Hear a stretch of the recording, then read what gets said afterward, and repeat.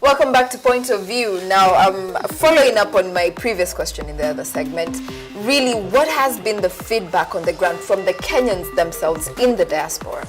Now, Linda, I was fearing that you'd ask that question. Oh yeah, But despite seeing the light at the end of the tunnel in those bushes, I have to be clear. Definitely. Linda, Kenyans abroad, apart from the money, the 113 billion plus, I think it's topped to 120 now, 130 billion into the economy, Kenya shillings, still feel that they are being shortchanged. Okay. On all levels. On all levels. This conference, for example, was supposed to be a diaspora conference. The participants abroad were very limited. First of all, Easter time is not really an appropriate time for a diaspora conference. Most Kenyans come to Kenya in December. I won't go into details, but this was supposed to happen in December. Something happened. Okay. I wasn't, I'm not clear on exactly what happened, but there's something happened that stopped it from happening in December. So they still need, and there's an undertone of anger from Kenyans abroad who would have loved to be at this kind of a conference. They saw it on YouTube, they saw it live being streamed, but a lot of them won't be given that grand opportunity to travel here at a time that is well announced, at least a year in advance. Actively participating. Actively participating, being represented by region properly. We don't want stooges who have been placed in specific, or rather who have been pulled in from specific countries, who obviously seem to be friends of some of these ambassadors in those countries. We want true representation, and I hope all the organizations and the ministry officials are listening. We want true representation of Kenyans abroad. We want them. And I want you to understand, this is not a competition. We're not competing for seats. We don't want seats. We want to be recognized and we want to participate in the political, economic, and social engagement of this country. Oh, yeah. We are looking at Vision 2030, Linda. This is what, 2015? That's 15 years away. And I can't say we've got enough time to fool around. Oh, yeah. So there has to be honest engagement. If this government and future governments expect to be respected, if they expect to be called real players, if they expect to be called participants in the national development of this country, they have to act with honesty. Oh, yeah. For example, without going too deep into it, the last 4 days, if you go to my Facebook profile, I have pictures of me being stuck in traffic for 4 hours, okay? Within the city center? Within the city center, CBD. I was on the Uhuru Highway. I was supposed to have a meeting somewhere on Kenyatta Avenue. I was stuck between University Way and Kenyatta Avenue. We could not move. Literally? The waters have flooded on both sides of the highway. Apparently, towards Bunyala, the water had also flooded. So cars could not go past the roundabout to Bunyala. That's blocked. Kenyatta Highway, Kenyatta what? Avenue is blocked. Cars are not moving. So the only movement was probably towards, Serena. That was a little movement. So that's the only place everybody's flowing into? No, I don't want to go to Serena. I want to go to Kenyatta Avenue, but I can't go to Kenyatta Avenue. For 4 hours, Linda, I wish you had your cell phone number. I would have called you and maybe had this interview over the phone or something. I could not be productive. My laptop the power was dwindling. I did a little bit of work. And at the end of the day, I was asking myself, why am I stuck in the capital city of one of the most prestigious countries in the world, Kenya? Why is this happening? And when you think about it, it's not just about Kidero. Oh, no. I know I'm not going to vote for him in 2015, 17. I can tell you right now. Point blank. Yeah, Mr. Kidero, I'm sorry, you're not going back. You're not going back. All right. But in my mind, I was asking, are we lacking the expertise and the technology to fix this drainage issue? We have it, not just in Kenyans here, but in Kenyans abroad. We have the talent. I mean, really? It's a question of making sure that the garbage is removed, because a lot of there are some drainage systems, but they are blocked by plastics. Yeah. Okay.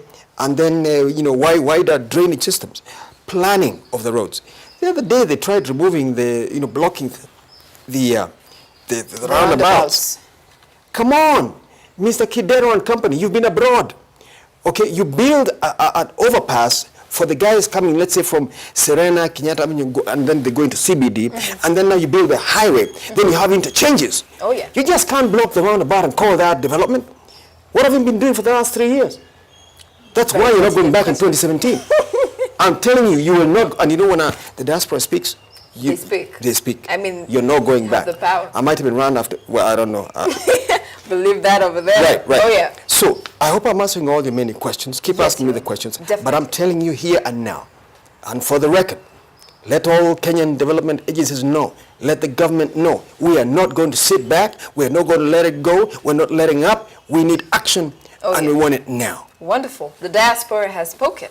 And following up on that, yes. Quite specifically, we have dual citizenship going on. And I mean, what is the image of Kenya right now out there to the diaspora in the US, in the UK?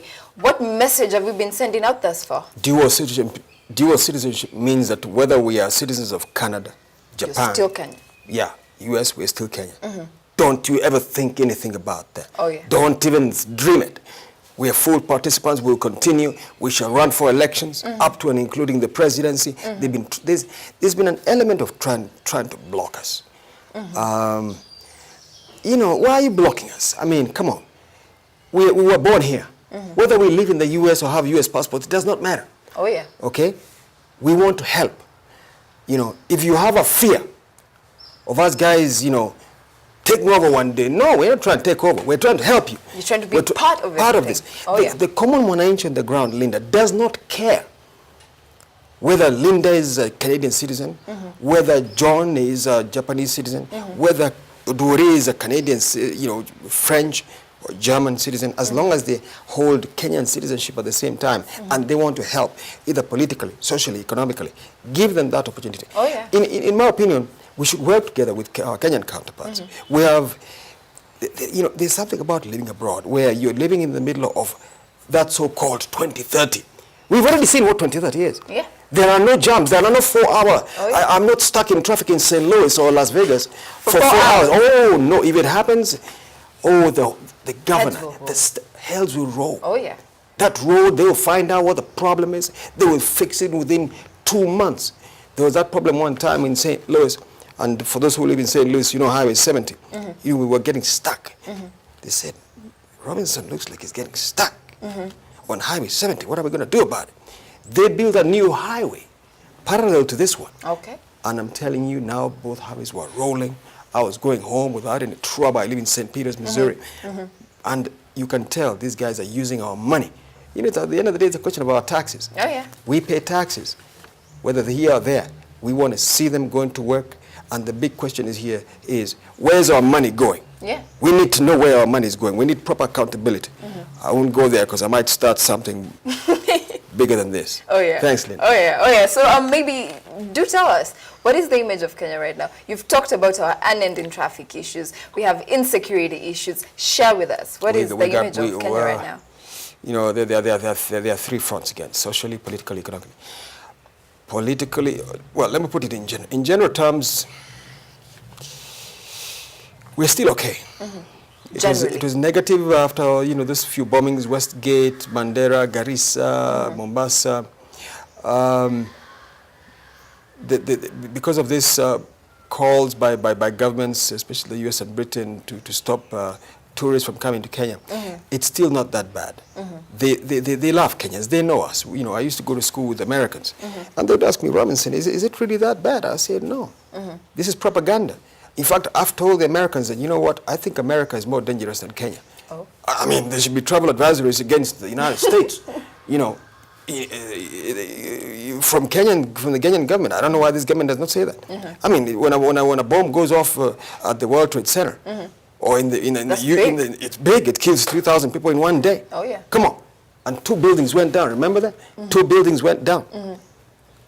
And you're telling me Kenya is more dangerous than the United States? Come on, Britain. Those bombs in those tubes killed a few people. So, to answer your question about the image, it's not that tainted. I think with a bit of ingenuity and creativity, we can rebuild the tourism industry, for example. Oh, yeah. One of the things that came out of this conference was that Kenyans can be tourists in their own country. They can afford some of the higher rates of the higher, some of the big-time hotels. Yeah. Even if they get local rates, but they can bring in some revenue for this country. Yeah. So the image is not that bad. It could do better. Tanzania has beaten us. You know that. Oh, yeah. They've Oh, taken yeah. advantage They're of really the, coming up. yeah, they've taken advantage of the negative thing happening in Kenya. So Tanzania, Zanzibar, Uganda, and a few other countries have done well.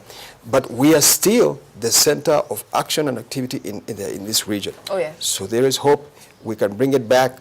The British, I'm kind of upset with the British. They moved their visa section to South Africa.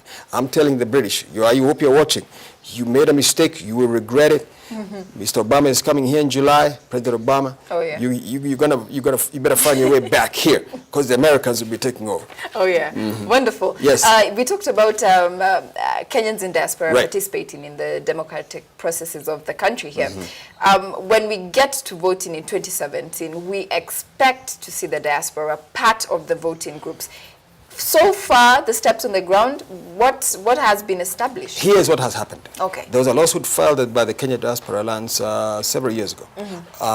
We lost phase 1, I think phase 2. We've won phase 3. The Supreme Court said Kenyans abroad must vote. They've instructed the IEBC to find the structures to make sure that I can vote from St. Louis. Oh, yeah. But the IEBC appealed, saying, that's not going to happen, all kinds of reasons. So there is action towards that. But we wonder, why is there resistance? I mean, maybe I'll ask, if they don't want you to vote from St. Louis, Missouri, where do they want you to vote from? They insist on us traveling Okay. to Kenya to vote.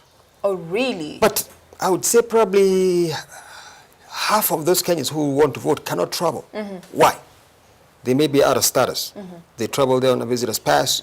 Maybe they try to change their status to F1, Yeah. like for the U.S. or, Yeah. so they became students.